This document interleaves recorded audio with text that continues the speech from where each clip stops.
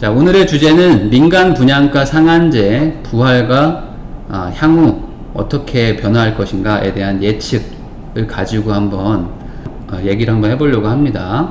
우선 어제죠.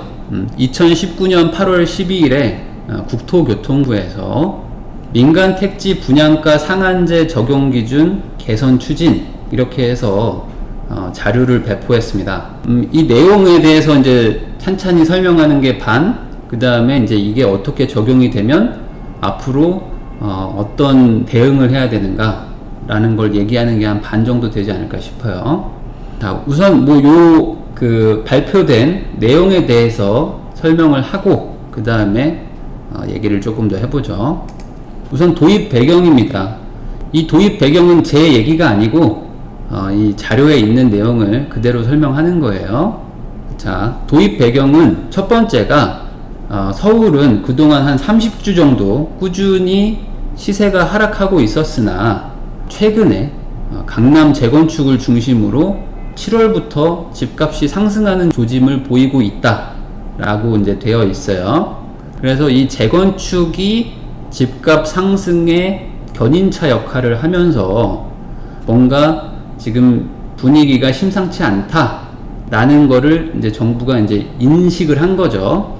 그런데 결국에 이 재건축이라는 거 자체가 현재 집의 가치가 좋은 게 아니고 앞으로 이게 바뀌어서 재건축을 해서 새 아파트가 되었을 때 그때의 가치를 보고 투자를 하는 거기 때문에 결국에 이게 분양으로 가는 거잖아요. 그래서 이 분양가라는 거에 대해서 어떤 규제를 해야 되지 않나?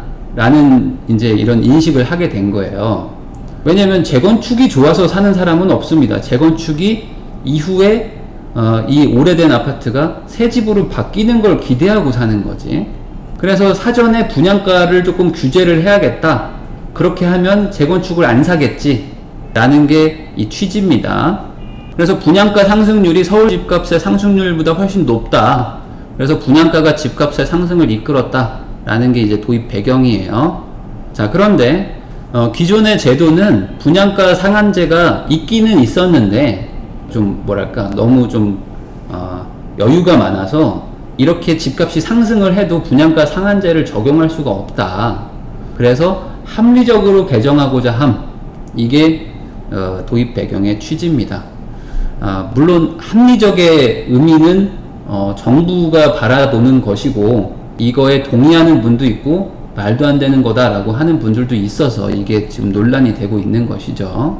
자, 거기다 추가로 하나 더 전매 제한 기간을 두겠다. 그래서 단기적으로 들어와서 딱 치고 빠지기로 이 차익 먹고 빠져나가는 그런 투기 수요도 차단하겠다. 이게 이 도입 배경입니다. 여기까지는 뭐 어려운 거 없죠?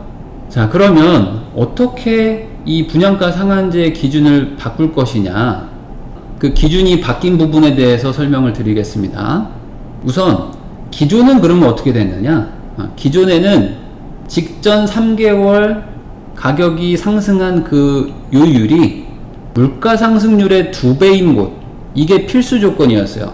물가 상승이 있지 않겠습니까? 근데 그 물가 상승의 2배 이상 집값이 막 팍팍팍팍 올라가는 동네들은 분양가 상한제를 해야 된다 라고 적용 기준을 만들어 놨었는데 그게 실질적으로 이게 적용되는 지역이 없는 거예요. 너무 이게 여유폭이 크다 보니까. 그래서 이번에 심플하게 바꿨습니다. 그냥 투기 과열 지구는 다 분양가 상한제 이 규제 대상 지역이다 라고 이제 바꿔버린 거죠. 투기 과열 지구는 그냥 대상자다 라고 생각하시면 됩니다. 근데 이게 무조건적으로 적용하는 건 아니에요. 주거정책심의위원회라고 이제 정부가 이제 위원회를 만들어서 거기에서 투기과열지구 안에서도 특정 지역들을 지정하겠다라고 합니다. 그래서 무조건적인 적용은 아니고 주거정책심의위원회에서 지역을 지정합니다. 그래서 투기과열지구 내에서 특정 지역들을 위원회에서 선정하겠다. 아시겠죠? 그러니 저 지금 투기과열 지구에 사는데 어떡하죠? 여기 이제 다 분양가 상한제 돼가지고 이제 막 난리 납니까? 라는 얘기는 아닙니다. 앞으로도 추가적으로 더 헌정을 할 것이다 라는 거예요. 그럼 여기서 이제 궁금한 분들 있죠. 자, 그러면 이제 여기서 궁금하신 분들, 이제 우리 부동산 초보자분들, 투기과열지구가 뭡니까? 뭐 이런 거 막 궁금해 하시는 분들 있을 거 아닙니까? 자, 투기과열지구는 총 31개 지역이고, 서울은 전체입니다. 서울 25개 구가 전부 다 투기과열지구고, 경기도 광명, 과천, 하남, 분당, 대구 수성, 세종시 이렇게 됩니다. 그러니까 이 지역은 앞으로 분양가 상한제 대상이 될 수 있다 이렇게 생각하시면 되고요. 그러면 저는 여기 안 사는데요, 서울은 아니고 저는 수원 사는데요, 저는 수원 사는데 어떡하죠? 저희 집 이제 분양가 상한제 맞아가지고 저희 집 이제 뭐 큰일 났나요? 이 지역 아닌 곳에 있는 재건축 재개발 조합은 무관하니까 그냥 두 발 쭉 뻗고 그냥 기존대로 주무시면 되겠습니다. 아시겠죠? 다시 한번 말씀드려요. 서울 전 지역이고 경기 광명, 과천, 하남, 분당, 대구 수성구, 세종시만 해당되는 겁니다. 본 정책은. 자, 그러면 이제 문제가 있죠. 뭐냐? 이 지역들의 아파트 단지들마다 지금 재건축도 진행하고 있고 어떤 데들은 재개발도 진행하고 있고 막 이러는데 다 그 단계가 다를 거 아닙니까? 어떤 데는 이제 막 조합 만들자 말자 하는 데도 있고 어떤 데는 다 지금 집 부셔가지고 이주하고 있고 뭐 이럴 수도 있잖아요. 그래서 어떤 단지들부터 어떤 단계부터 적용을 할 것이냐, 이게 지금 중요한 문제인데 여기서 지금 막 분쟁의 소지가 있단 말이죠. 그러면 기존에는 어떻게 했는가? 관리처분 계획인가 신청 전매 단지까지는 민간 상한가 분양제가 적용이 되고, 관리처분 계획 인가가 난 이후의 단지들은 이 분양가 상한제에 해당이 안 됐어요. 그러니까 기준이 관리처분 계획 인가라는 거였습니다. 관리처분 계획 인가. 이거는 그냥 기억하시면 돼요. 그런데 요번에 바꿨어요. 그래서 입주자 모집 승인 신청 전, 그러니까 분양하기 전인 단지들은 다 분양가 상한제를 하겠다는 거예요. 자, 기존에는 관리처분 계획 인가라는 단계에서 통과한 애들은 상한제를 안 했는데 이제는 입주자 모집하기 전인 사람들, 분양하기 전인 데들은 다 대상으로 넣겠다. 그래야 분양가 상한제 이 효과가 날 거 아닙니까? 자, 그러면 쉽게 더 바꾸면 이거예요. 자, 원래는 관리처분 계획 인가가 나면 이제 이주하고 막 철거하고 막 이런 거 들어갑니다. 그래서 이주 막 준비하고 있는 단지들은 이 상한제에 해당이 안 됐었는데 이제는 그 단계 애들도 다 포함되고 실제로 일반 분양하는 그 단지 직전인 애들까지도 다 포함하는 거예요. 분양 끝난 애들만 빠져나가는 거죠. 분양 끝났는데 상한제가 무슨 상관이 있겠어요. 맞죠? 그렇게 생각하면 쉬워요. 그러면 여기서 이제 문제가 하나 생기죠. 자, 뭐냐? 지금 현재 이주를 하고 있는 단지들이 있겠죠. 그리고 현재 집을 부셨어요. 집을 다 부셔가지고 땅을 막 고르고 있는 단지들도 있겠죠. 이해되세요? 그러면 이런 단지들은 원래는 상한제 적용이 안 됐는데 갑자기 이제 상한제 적용이 됩니다. 이해되시죠? 이 부분에 대해서는 조금 이따가 또 이야기 해보겠습니다. 자, 그리고 전매 제한을 한다고 그랬죠? 집을 못 팔게 하겠다. 자, 현행, 개선 이렇게 두 가지가 있는데 여기만 보시면 돼요. 기존에는 분양 가격이 인근 시세의 100% 이상이면 3년을 의무 보유해야 되고 85에서 100이면 3년, 3년, 4년 이렇게 했어요. 그러니까 한 3년 정도는 의무 보유를 해라. 이게 기존의 이제 정책이었다면 이거를 5년에서 10년으로 늘리겠다는 겁니다. 그러니까 인근 시세보다 싸게 분양받으면 오래 가지고 있어 이 말입니다. 그러니까 실소유자, 그러니까 실거주자들 이런 사람들이 싸게 사는 거는 내가 봐줄게 이겁니다. 인근 시세보다 20% 싸게 사는 거잖아요. 이 사람들은. 그런 사람들은 10년 이상 가지고 갈 사람만 분양받아 이 소리입니다. 그러니까 장기 보유할 사람들만 청약을 할 수 있겠죠. 그래서 싸게 사면 싸게 살수록 못 팔게 하겠다 이게 취지고요. 그리고 만약에 그 전매제한 기간 내에 파는 경우도 있겠죠. 상황이 뭐 부득이 하니까 어쩔 수 없이 팔아야 되는 경우가 있다면 LH가 우선 매수를 합니다. 자, LH가 그 집을 그냥 강제로 걔네가 가져가는 거예요. 판다고 하면, 꼭 팔아야 되는 상황이 온다고 하면요. 그러면은 얼마에 사갑니까? LH가. 쉽게 얘기를 하면 분양가 플러스 은행이자 수준으로 삽니다. 분양가 플러스 은행이자 수준이니까 한 3, 4년 가지고 있다가 팔면은 은행이자 정도 버는 거죠. 실제로 은행이자도 못 버는 수준일 수도 있어요. 대출 이자나 뭐 이런 것들이 있을 수 있으니까. 그러니까 한마디로 그 기간 안에 팔 사람들은 그냥 덤비지도 마라, 이렇게 하는 겁니다. 지금 이해되시죠? 그러니까 뭔가 투기 세력을 좀 막을 수 있다, 뭐 이렇게 보이잖아요. 요것도 이따가 얘기할 수 있으면 한번 얘기해 보겠습니다. 자, 그 다음 거주 의무 기간도 있습니다. 그런데 이거는 이제 주택법을 개정을 해야 돼서 이게 대통령이 바꿀 수 있는 시행령에서 해결이 안 돼요. 그래서 당장 적용은 할 수 없다 라고 이제 적혀 있고, 향후에 추진하도록 하겠다. 그래서 최대 5년 정도는 실거주를 해야 된다 라는 이제 그런 기준을 넣고 싶다 이겁니다. 정부에서는. 그러니까 10년 의무 보유, 그 다음에 5년은 실거주를 무조건 해야 되는 거예요. 그러니까 이렇게까지 하면은 이제 어떤 그 투자 수요는 못 들어오지 않을까 라고 지금 하는 거죠. 자, 그리고 후분양 제도도 개선을 하는데 뭐 이거는 뭐 큰 의미는 없습니다. 이제 기존에는 이제 공정률 50% 넘어가면은 이제 후분양할 수 있었던 거를 이제 공정률 80%가 넘어가서 후분양을 해라. 그래서 80% 정도면 이제 건물은 다 올라가고 이제 인테리어 시작할 때에 뭐 그쯤부터 분양을 하라는 거니까, 이제 건설사들 입장에서는, 어떤 그 조합 입장에서는 후분양도 조금 더 부담스러운 게 있죠. 아무래도 좀 더 부담스럽습니다.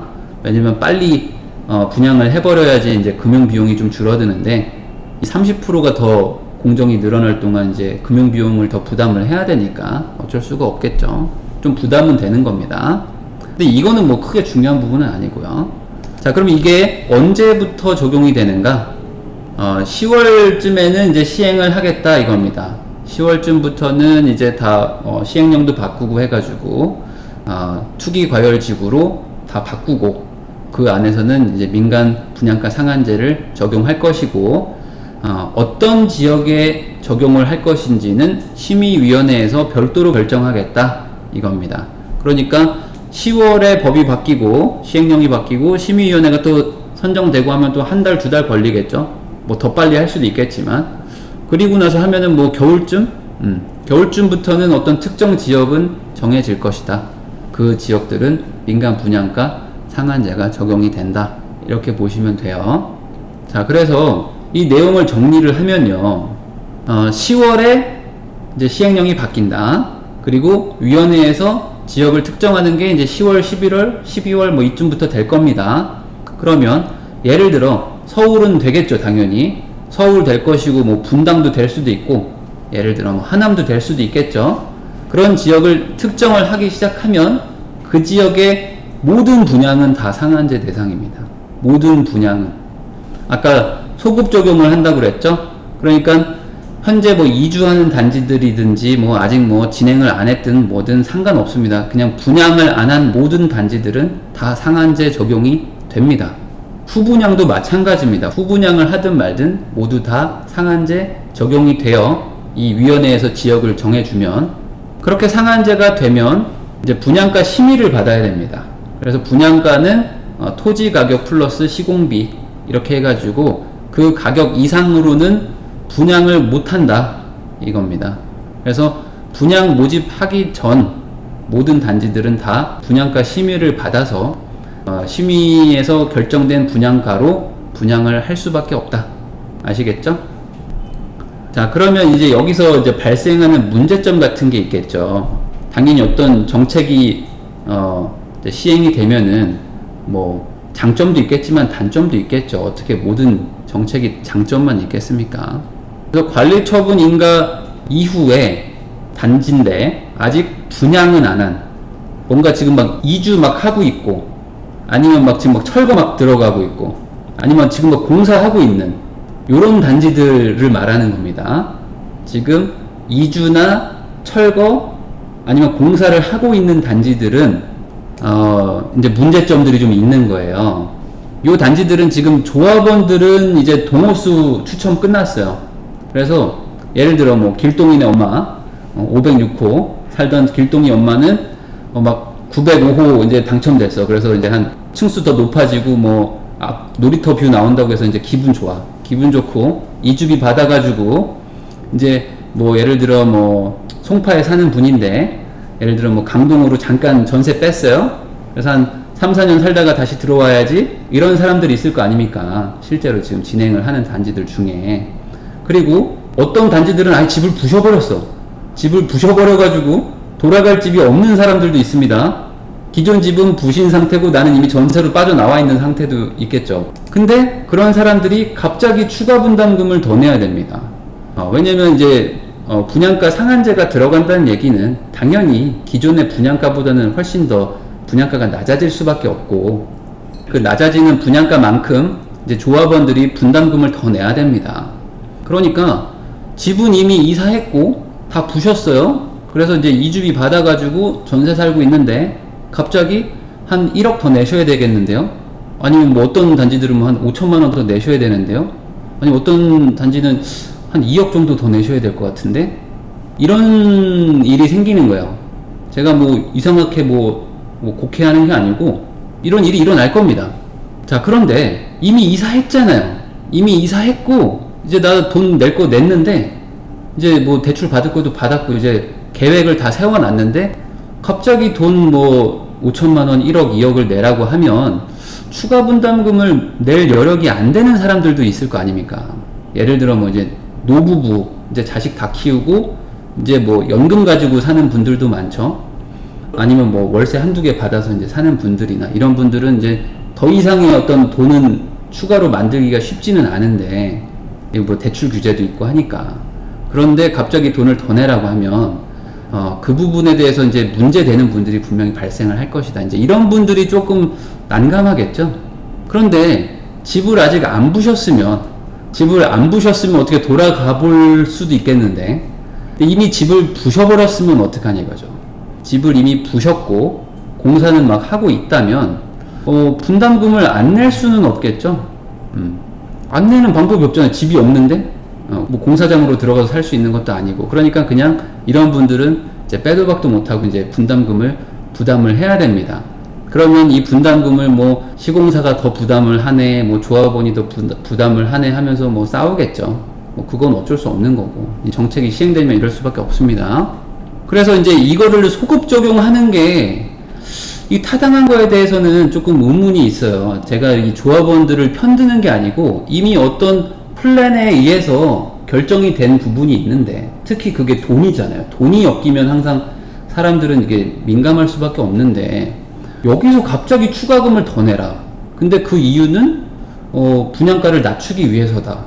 그렇게 얘기를 하면은, 아니 그러면 이거를 사전에 얘기를 해줬으면 내가 뭐 여기서 뭐 집을 팔고 나가든지 뭐 현금 청산을 하든지 어떻게 했을 텐데, 이미 집을 부셨는데 이러시면 어떡합니까?